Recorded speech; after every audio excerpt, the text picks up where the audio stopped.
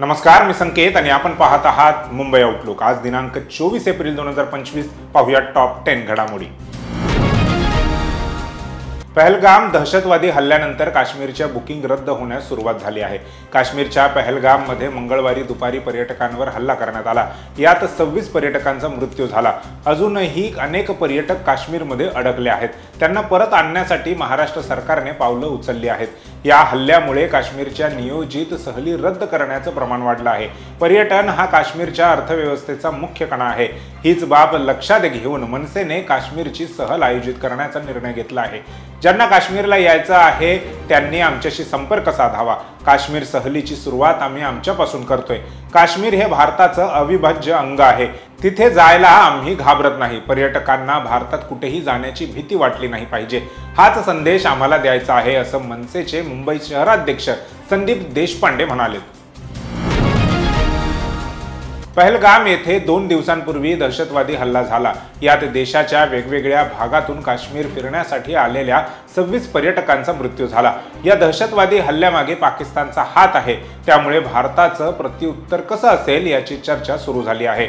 या दहशतवादी हल्ल्यानंतर प्रथमच प्रधानमंत्री नरेंद्र मोदी जाहीर सभेत बोलले होते। बिहारमध्ये ही सभा आयोजित करण्यात आली होती। इथे दहशतवाद्यांच्या विषयावर बोलताना प्रधानमंत्री मोदींनी खूप मोठं वक्तव्य केलं आहे। निश्चितच पाकिस्तानात लपून बसलेल्या दहशतवाद्यांवर कारवाई होणार। याआधी सर्जिकल स्ट्राईक नंतर एअर स्ट्राईक केला होता। आताची कारवाई त्यापेक्षा सुद्धा मोठी असेल असे संकेत प्रधानमंत्री नरेंद्र मोदी यांच्या बोलण्यातून मिळाले आहेत। जम्मू काश्मीरच्या पहलगाममध्ये मंगळवारी मोठा दहशतवादी हल्ला झाला। पोलिसांच्या वेशात आलेल्या दहशतवाद्यांनी नाव विचारत गोळीबार केला। या घटनेत 26 जणांचा मृत्यू झाला। मृतांमध्ये महाराष्ट्रातील 6 जणांचा समावेश आहे। तसेच या घटनेत 2 विदेशी नागरिकांचा देखील मृत्यू झाला आहे। या घटनेनंतर आता मोदी सरकारने पाकिस्तानच्या मुसक्या आवळल्या आहेत। या घटनेवर प्रतिक्रिया देताना पाकिस्तानात घुसायचं तर घुसा, मात्र दहशतवाद्यांचा बंदोबस्त करा अशी मागणी राष्ट्रवादी शरद पवार गटाचे आमदार रोहित पवार यांनी केली आहे। एक राष्ट्र म्हणून आमच्या भावना आणि संवेदना या सरकार सोबत आहेत। देशावरील आलेल्या या संकटाच्या काळात आम्ही केंद्र सरकारच्या पाठीशी आहोत अशी प्रतिक्रिया उबाटा गटाचे खासदार संजय राऊत यांनी दिली आहे। पहलगाम हल्ल्यावर बोलताना त्यांनी ही प्रतिक्रिया दिली आहे। जे काही निर्णय घ्यायचा आहे तो सरकारच घेत असते, मात्र आम्ही त्यांच्या पाठीशी असल्याचंही राऊत यांनी म्हटलं आहे। पुढे बोलताना राऊत म्हणाले की काश्मीर आणि मणिपूर हे अत्यंत धगधगते प्रश्न आहेत। या प्रश्नावर आम्हाला बोलू दिले पाहिजे। संविधानावरील अधिवेशनातील चर्चेदरम्यान काश्मीरवर बोलण्यास फार वेळ मिळाला नाही। हिंदू मुसलमान राजकारण करण्याचा प्रयत्न काही लोकांनी केला, मात्र तो यशस्वी झाला नाही। त्याबद्दल देशवासियांचे आभार मानायला हवे। मात्र या सर्व विषयावर संसदेमध्ये चर्चा झाली तर त्यामुळे सरकारला चांगली दिशा मिळेल। सर्वपक्षीय बैठकीत देखील हाच सूर असतो, मात्र या काळात विरोधी पक्षांनी दिलेल्या सूचनांचे पालन देखील सरकारने करावे असे आवाहन संजय राऊत यांनी केले।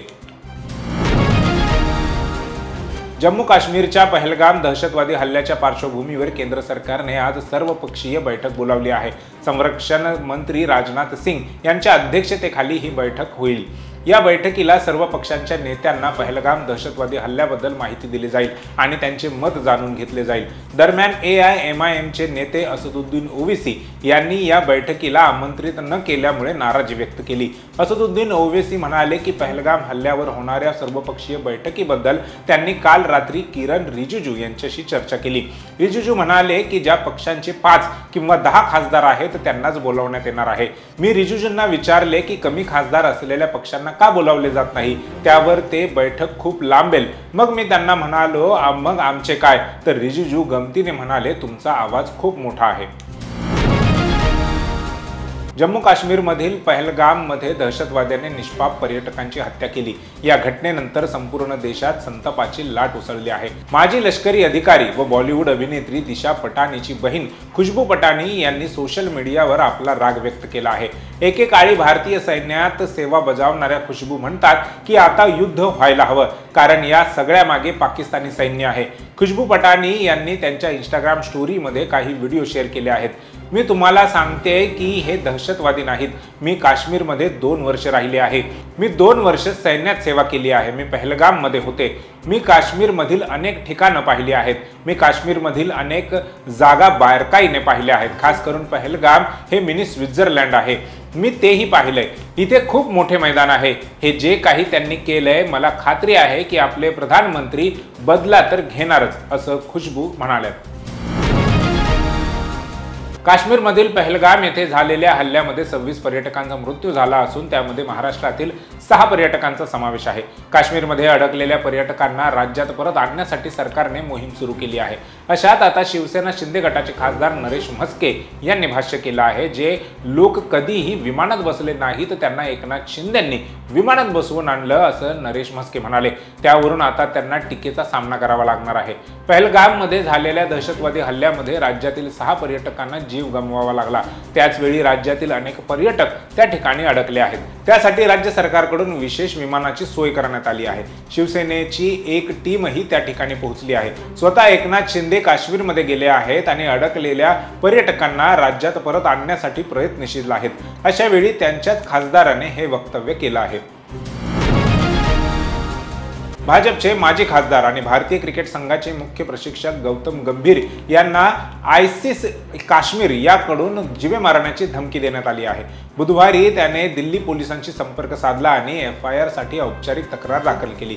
त्याने कुटुंबासाठी सुरक्षेची मागणी केली.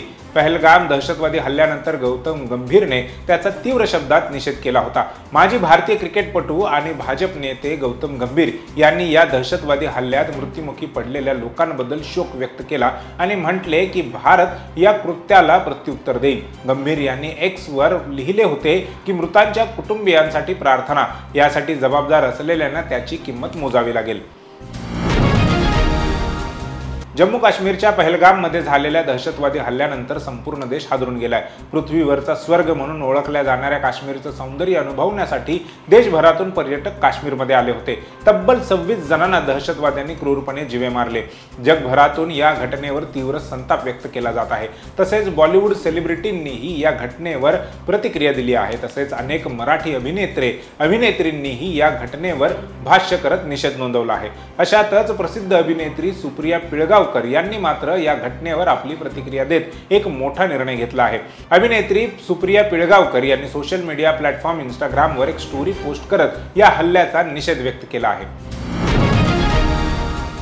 जम्मू काश्मीरच्या पहलगाममध्ये 26 निष्पाप पर्यटकांची हत्या करण्यात आली. या घटनेनंतर सगळ्या देशामध्ये संतापाचं वातावरण आहे. या हल्ल्यामागे पाकिस्तानातील दहशतवादी संघटना आहेत. या दरम्यान न्यूझीलंडचा दिग्गज क्रिकेटर केन विलियमसन पाकिस्तानात पोहोचला आहे. 24 एप्रिलला त्याने लाहोरमध्ये पाऊल ठेवलं. विलियमसन PSL 2025 मध्ये खेळण्यासाठी पाकिस्तानला गेला आहे. चालू सीझनसाठी त्याने कराची किंग्ज सोबत कॉन्ट्रॅक्ट केले आहे. याआधी IPL 2025 मध्ये तो कॉमेंट्री करत असताना दिसला होता. भारतात IPL मधून पैसा कमावल्यानंतर आता तो पाकिस्तानात कमाई करताना दिसेल. केन विलियमसन PSL मध्ये डेब्यू करणार आहे. 25 एप्रिल रोजी क्वेटा ग्लॅडिएटर्स विरुद्ध तो पाकिस्तानी लीग मध्ये आपला पहिला सामना खेळेल. कराची किंग्जने त्याला सप्लिमेंटरी प्लेअर म्हणून ड्राफ्ट केलं होतं. रिपोर्टनुसार त्याला $50,000 म्हणजेच 42.70 लाख रुपये मिळतील. या सीझनमध्ये कराचीसाठी तो पहिले 5 सामने खेळू शकला नव्हता. या दरम्यान विलियमसन IPL मध्ये कॉमेंट्री करत होता.